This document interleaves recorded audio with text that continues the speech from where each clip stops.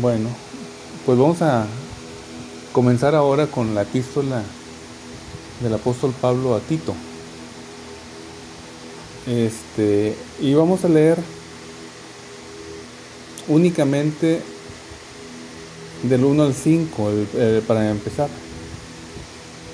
Yo lo leo si quieres, y porque ahorita vamos a leer otros textos y tú lees los textos las citas que yo te dé ahorita. Padre Celestial, te damos muchas gracias, Señor, por tu amor, porque tú nos has amado, Señor, desde antes de la fundación del mundo, y nos has dado tu palabra, Señor, para que a través de ella nosotros adquiramos sabiduría, conocimiento para la salvación. Te ruego, Señor, que nuestro corazón esté receptivo y que podamos asimilar lo que leamos. En el nombre de Jesús, Señor, te lo rogamos. Amén. Tito.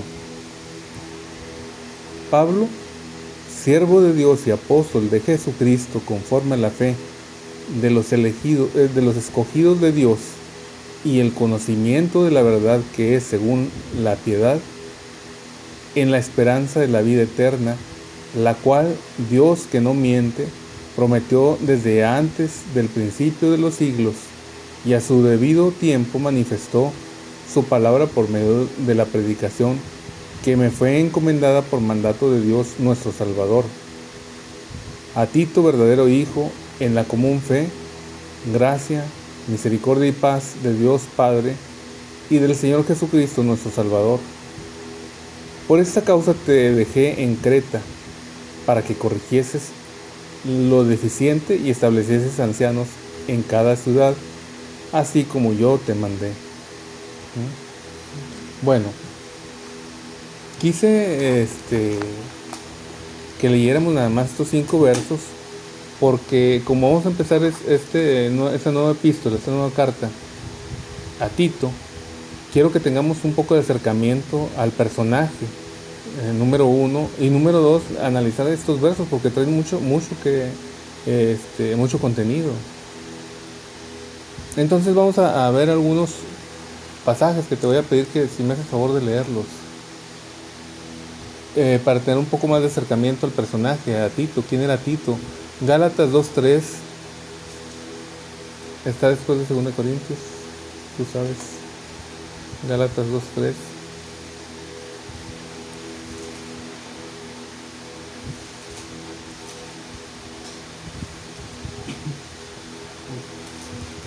Dice: Mas ni aun Tito, que estaba conmigo siendo griego, fue compelido a circuncidarse. Entonces, en esta alusión que hace el apóstol Pablo a Tito, que era un colaborador de él, o sea, alguien que lo apoyaba en el ministerio del apóstol Pablo, Pablo mismo nos dice que Tito era con todo y ser colaborador de él no era judío, él era griego y era incircunciso, ¿sí? O sea, Pablo, con todo y que era colaborador del apóstol Pablo, Pablo nunca lo había hecho circuncidarse, porque no era, dentro del mensaje, el evangelio es para todos los hombres, judíos y griegos, ¿verdad? Así decía, o sea, judíos y gentiles. Y Tito era un colaborador muy activo. Entonces, si recordamos Timoteo, su padre era griego, pero su madre era judía y su abuela, ¿sí? Y el apóstol Pablo lo circuncidó por causa de que andaba frecuentemente con él en el mundo, y aparte él era judío realmente, ¿sí? Lo acompañaba en sus viajes que hacía, y frecuentemente estaba rodeado de judíos, ¿verdad? La iglesia inició en Jerusalén siendo exclusivamente integrada por gente del pueblo judío, ¿sí? Posteriormente, conforme fueron perseguidos los discípulos, muchos de ellos iban predicando por donde iban pasando, o sea, iban testificando su experiencia con Dios acerca de Jesucristo, de lo que ellos habían visto, ¿verdad? Y se formó una iglesia al grado que mucha gente se convirtió y formó una iglesia en Antioquía de Siria. Y esa iglesia estaba formada por gentiles y judíos. Y en adelante así fue cada vez convirtiéndose más gente gentil. Y Tito era uno de ellos. Vamos a leer otro pasaje. Vamos a leer ahora 2 Corintios 2, 12 y 13. Dice,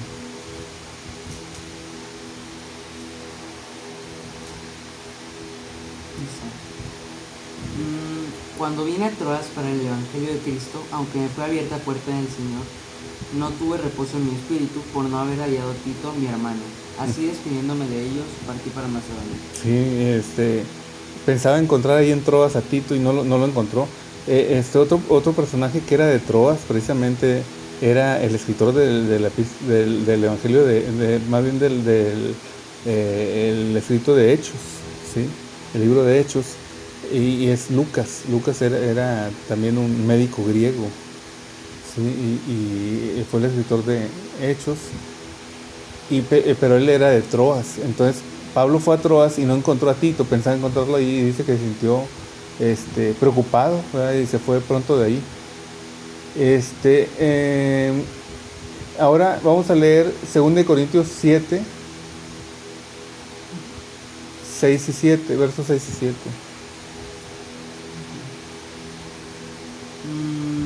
Dice, mas Dios, que consuela a los humildes, nos consoló con la venida de Tito. Y no solo con su venida, sino también con la consolación con que él fue consolado acerca de vosotros, haciéndonos saber vuestro deseo grande, vuestro lloro, vuestro celo por mí, para que así me gozase más. Y el verso 13 y 14 de ese mismo capítulo. Por tanto, tomamos consolación de vuestra consolación, empero mucho más nos gozamos por el gozo de Tito, que haya sido recreado su espíritu de todos vosotros. Pues si algo me he gloriado para con él de vosotros, no he sido avergonzado. Antes, como todo lo que habíamos dicho de vosotros era con verdad, así también nuestra gloria delante de Tito fue hallada verdadera. Como que Tito lo había enviado el apóstol Pablo ahí con ellos, con la iglesia de Corinto, y le trajo muy buenas noticias al apóstol Pablo acerca de ellos, y le contó cómo ellos se acordaban con mucho cariño de él, tenían mucho amor por el apóstol. Entonces a eso se refiere el apóstol Pablo. O sea, el Tito era muy activo, te digo. Ahora 2 Corintios 8, 6, 8, 6. Dice, de manera que exhortamos a Tito, que como comenzó antes, así también acabe esta gracia entre vosotros también. 16 y 17 de ese mismo capítulo. Empero, gracias a Dios que dio la misma solicitud por vosotros en el corazón de Tito, pues a la verdad recibió la exhortación, mas estando también muy solícito de su voluntad, partió para vosotros. ¿Y el verso 24? Mostrad pues para con ellos a la faz de las iglesias la prueba de vuestro amor y en nuestra gloria acerca de vosotros. Muy bien. O sea, Tito andaba aquí, según este capítulo, andaba la iglesia había acordado una cosa. En el libro de Hechos, en el capítulo 15, nos cuenta ahí Lucas que tuvieron que tomar un acuerdo, toda la iglesia se reunieron, tanto el apóstol Pablo como colaboradores de él, Bernabé, que venía también, y se reunieron con los apóstoles para tomar un acuerdo, porque muchos creyentes incluso iban y predicaban cuando iban a los gentiles, por donde andaba el apóstol Pablo, y entre las cosas que ellos decían era que los gentiles tenían que judaizar, o sea, volverse judíos religiosamente, o sea, circuncidarse, guardar la ley, como ellos lo hacían. Y el apóstol Pablo, preocupado por ello, vino con los apóstoles, se juntaron todos los apóstoles y Pablo, y se pusieron de acuerdo acerca de que si el pueblo gentil, los convertidos gentiles, tenían que guardar la ley o no, y acordaron que no era necesario, porque Dios no consideraba que eso fuera necesario, porque la ley no los justifica, no los justificó a nadie, decían ellos, no justifica a nadie, sino que la fe en Cristo es lo que justifica. Y entonces allí acordaron también que le pidieron al apóstol Pablo que por favor apoyara económicamente a la iglesia de Jerusalén, que estaba muy necesitada. Y el apóstol Pablo lo hacía recolectando entre las iglesias de los gentiles un donativo, una ofrenda, o como le querramos llamar, y lo juntaban anualmente, y cada que iban ellos a alguien, el apóstol Pablo, a Jerusalén, nombraban una comisión, tanto de gente que recolectara este dinero como que lo acompañara. Y ellos, el apóstol Pablo ni tocaba el dinero, iban todos juntos y lo entregaban a la iglesia de Jerusalén para las necesidades. Y aquí de lo que se refiere es eso. Tito estaba muy activo en la colecta que estaba haciendo en varias iglesias, entre ellas la de Corinto, ¿verdad? De este dinero. Ahora, por último, vamos a leer el 2 de Timoteo 4:10.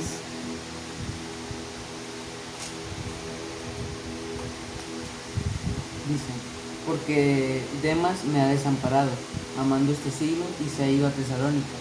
Presente a Galacia, Tito a Dalmacia. Aquí vemos cómo a Tito aquí lo comisiona ahora a ir a otro lugar, a Dalmacia, que ahora estaba viendo yo, corresponde a Croacia, más o menos ahí Croacia, esa zona, en un lado de Roma, ¿verdad? De lo que era Roma antiguamente, lo que es Italia ahora. Por ahí estaba. Entonces viajaba mucho Tito, fíjate, en aquel entonces todo era por barco, no había avión, no había trenes, no había medios de locomoción aparte de los barcos. Había caminos, obviamente, había carruajes. Bueno, ya sabemos que Tito era griego, a diferencia de Timoteo. Era también joven, porque al menos había sido convertido él por la aplicación del apóstol Pablo, puesto que aquí el apóstol Pablo lo llama hijo, ¿verdad? Es un hijo. En el verso 4 de Tito dice: a Tito, verdadero hijo en la común fe. Fíjate cómo la carta, el inicio de la carta se resumiría a esto: Pablo a Tito. ¿Sí? Si quisiera resumir de manera muy escueta, el apóstol Pablo, su saludo es: Pablo, apóstol de Dios o de Jesucristo, a Tito, ¿verdad? Pero el apóstol Pablo hace algo aquí que comúnmente él hace, o sea, en el saludo, él lo envuelve con un mensaje, o sea, una enseñanza que, como para recordársela a Tito acerca de cuál es la fe que tenemos los creyentes. Fíjate lo que dice: Pablo, siervo de Dios y apóstol de Jesucristo. Y luego abunda mucho en lo que acaba de decir, informando mucho más acerca del evangelio que él predica, porque dice: conforme a la fe de los escogidos de Dios, ¿sí? Y el conocimiento de la verdad, o sea, lo que conocemos, lo que creemos, que es según la piedad. Y aquí, cuando habla de la piedad, nuevamente se refiere al evangelio como la piedad, pero no es la piedad de que seamos piadosos unos para con otros. Estaba pensando yo que más bien tiene que ver con la piedad que Dios ha tenido en nosotros, ¿sí? La justificación después de todo el evangelio de eso trata, de que nosotros tenemos que creer que Jesús murió y resucitó para ser justificados y ser salvos, de creer al evangelio. Y luego dice: en la esperanza de la vida eterna, ¿sí? Ese es el centro del evangelio, la esperanza de la vida eterna.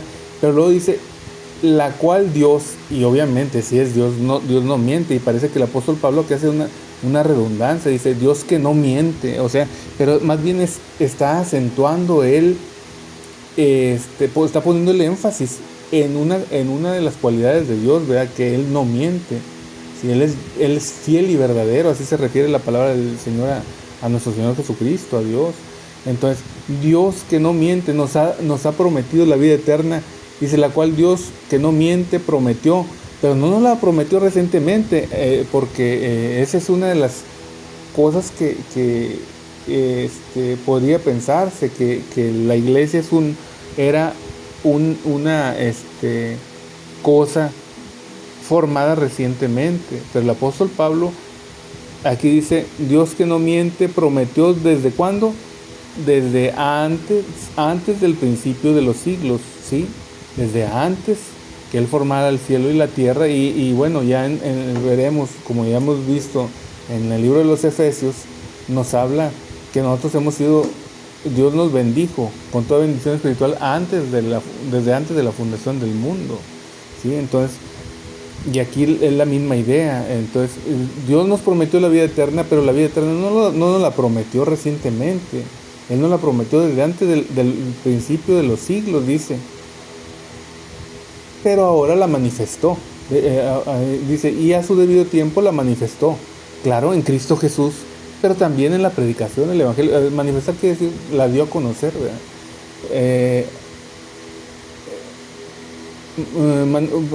Y su debido tiempo manifestó su palabra por medio de la predicación que me fue encomendada por mandato de Dios nuestro Salvador. Fíjate cómo él resume el Evangelio en esto que él está hablando. O sea, la vida, de eso trata el Evangelio, la vida eterna que él nos ha dado. Pero los judíos podían remontarse como lo hizo, como ellos pensaban, ¿verdad? Así vino Nicodemo con Jesús también, pensando que por ser hijo de Abraham, ellos estaban, tenían ganado el derecho por estar en el reino de Dios, por pertenecer al reino de Dios, ¿sí? Pero el Señor Jesucristo aquí le dice, si no naces de nuevo, no puedes ver el reino de Dios, le dice a Nicodemo, y seguramente Nicodemo se extrañó, porque, y dice ahí que se maravilló, porque ellos pensaban que siendo hijos de Abraham, ellos no tenían necesidad de nada más, sino que eso les daba derecho ya a estar en el reino de Dios. Y Jesús le dice que tiene que nacer de nuevo. O sea, el haber nacido de Abraham no te ha servido de nada. Tienes que nacer de agua y del Espíritu, ¿sí? De la palabra de Dios y del Espíritu. Entonces, y actualmente es lo mismo para nosotros. Tenemos que creer que Jesús es el Cristo, Jesús es el Hijo de Dios, que Él murió por nuestros pecados y resucitó para nuestra justificación. Son cosas que dice la palabra de Dios. Pero aquí, cuando hablamos de la iglesia del Señor Jesús, cuando hablamos de la vida eterna que Él nos dio, nosotros no nos remitimos a Abraham ni a Moisés, como el pueblo judío podría descartar al pueblo gentil, y por eso querían obligarlos a judaizar, para que ellos fueran también participantes de la vida eterna, participantes del Evangelio, de la salvación. Pero el apóstol Pablo aquí trasciende al pasado, mucho más lejos de Abraham, mucho más lejos de Moisés, y nos dice que el Señor nos prometió esta vida eterna, no con la ley, no con la promesa de Abraham. Esta promesa de la vida eterna, Él la hizo para nosotros desde antes del principio de los siglos, antes de que el tiempo empezara a andar, ¿sí? Entonces, esto es muy importante para nosotros como parte de la iglesia del Señor Jesucristo, porque entonces Él nos ha prometido una vida eterna hacia el futuro, ¿verdad? O sea, una vida sin fin con Él. Vamos a ser semejantes a Jesús. Así dice la Escritura, que Él va a cambiar nuestro cuerpo, el cuerpo de la humillación nuestra, y nos va a dar un cuerpo semejante al de Jesucristo. Así nos dice en Filipenses. Y también en 1 de Juan, nos dice, en capítulo 3, nos dice que ahora nosotros somos hijos de Dios, pero aún no se ha manifestado lo que hemos de ser. Pero cuando Él se manifieste, seremos semejantes a Él, porque le veremos, o yo pienso que aquí podría decir, nos veremos tal como Él es, ¿sí? Porque es la misma idea que dice en Filipenses, este cuerpo de humillación nuestra va a ser transformado. Entonces, este resumen del Evangelio que hace aquí Pablo es un resumen muy esperanzador. O sea, cualquier dificultad, cualquier problema, cualquier circunstancia adversa que se nos presente, queda reducida a un tamaño insignificante comparado con el plan que el Señor tiene y la promesa que Él nos ha hecho de la vida eterna, ¿sí? Y la vida eterna no es para el futuro, la vida eterna estamos participando de ella desde que nosotros creemos en el Señor, desde que creímos, así dice el Señor Jesucristo, ¿sí? Que nosotros ya tenemos, todo el que cree en Él ya tiene vida eterna, ¿verdad? Entonces, esto es la esencia del Evangelio y eso nos debería hacer muy felices, no importando cualquier circunstancia. Lo importante no es que las circunstancias sean favorables, porque no lo eran tampoco para el apóstol Pablo, ni lo eran ni lo han sido para todos los hijos de Dios, porque dice el Señor Jesús que nosotros no somos del mundo, ¿verdad? Si fuéramos del mundo, el mundo nos amaría, pero por cuanto no somos del mundo, entonces tenemos resistencia por parte del mundo. Y el apóstol Pablo también dice que en 2 Corintios dice que nosotros somos ciudadanos de los cielos, ¿verdad? Somos peregrinos en esta tierra. Entonces, eso decía, esto nos debe hacer muy felices. Tenemos que ser conscientes de lo que somos en Cristo, de quiénes somos en Cristo, ¿sí? Entonces, si Él nos ha dado vida eterna desde antes del principio de los siglos, Él pensó en eso, Él estuvo planificando eso desde antes del principio de los siglos y nos incluyó en eso. Pues tenemos que ser muy dichosos. El Señor no estamos viviendo por circunstancias que nos atropellen y que el Señor sea indiferente, sino que el Señor está pasando nuestra fe por la prueba, ¿verdad?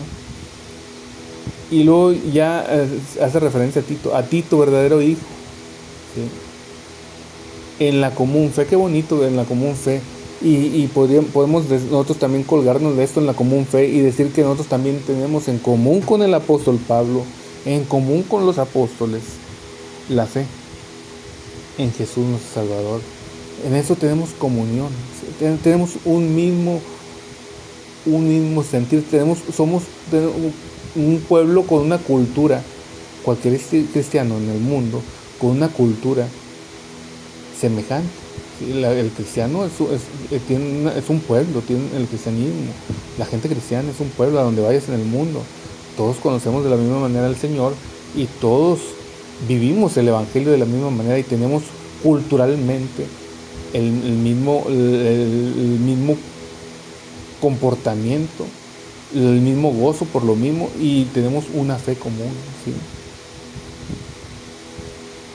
Dice a Tito, verdadero hijo, en la común fe, gracia, misericordia y paz de Dios Padre y del Señor Jesucristo nuestro Salvador.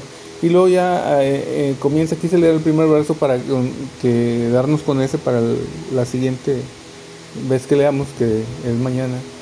Dice, por esta causa te dejé en Creta. Creta es una isla que está abajo de Grecia, abajo de Corinto precisamente, una isla. Te dejé en Creta para que corrigieses lo deficiente y establecieses ancianos en cada ciudad, así como yo te mandé, ¿no? Entonces, estaba Tito aquí siendo un colaborador del apóstol Pablo bastante eficiente porque lo apoyó mucho. Que es otra cosa, otro personaje que a mí me hubiera gustado saber más de él, ¿verdad? Fíjate, si el apóstol Pablo, ya lo veremos la siguiente mañana que veamos, si el apóstol Pablo era tan exigente con aquellos que deseaban tener un cargo de obispo, cualquier cargo así dentro de la iglesia, para organizar, para presidir o algo así. Imagínate con sus colaboradores. con Timoteo, con Tito. La verdad que ellos fueron brillantes, aparentemente, por lo que las expresiones que tiene el apóstol Pablo acerca de ellos, fueron unos discípulos muy brillantes, muy destacados de él. Bueno, entonces nos quedamos aquí con esta introducción, sabiendo que Tito era griego, ¿verdad? Y vamos precisamente en Gálatas, ahí donde dice que Tito era griego, dice, con todo y ser griego no fue obligado a circuncidarse, porque lo acompañó a Jerusalén, a Pablo. Ajá. Bueno, ahí nos quedamos. Mañana terminamos el capítulo de mediante. Por lo pronto ahí nos quedamos. ¿Alguna cosa, Tito? ¿Alguna duda? Bueno, vamos a orar pues.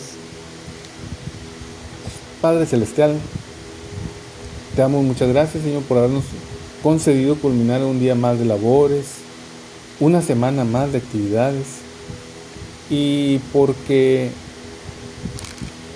sabemos, Señor, que tu palabra es un gran tesoro. Te suplico, Señor, que nos ayudes a aprovechar el tiempo de manera que tengamos hambre de tu palabra, de modo que la tomemos frecuentemente, nos regocijemos en ella y que se incorpore en nuestro corazón, Señor. Gracias por la esperanza de la vida eterna, por el consuelo que nos das, Señor, en ello. Gracias por la vida, Señor, de mi esposa. Gracias, Señor. Gracias por Caleb también, Señor, por mi hijo, porque tú nos concediste la gran bendición, Señor, de conocerlo. Pero también te pido, Señor, por los que quedamos aquí, aún todavía corriendo la carrera, Señor.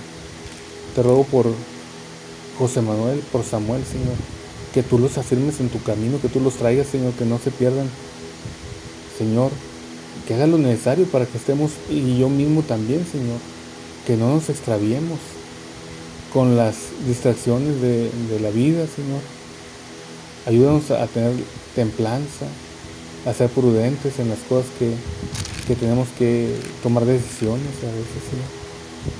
Te ruego, Señor, que tú sigas proveyendo y nos ayudes.